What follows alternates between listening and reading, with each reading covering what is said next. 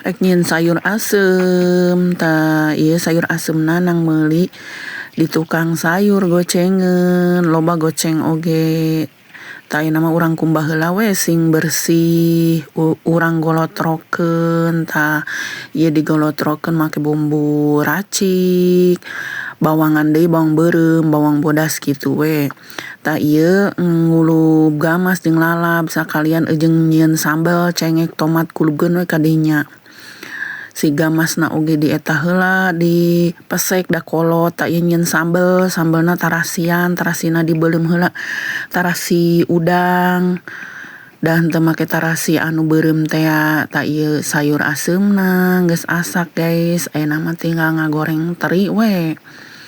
Tah ieu gamasna ge dipesek heula da kolot. Tah ieu tah terina make tomat, cengek kitu bawang. Tah ieu geus asak hayu urang emam.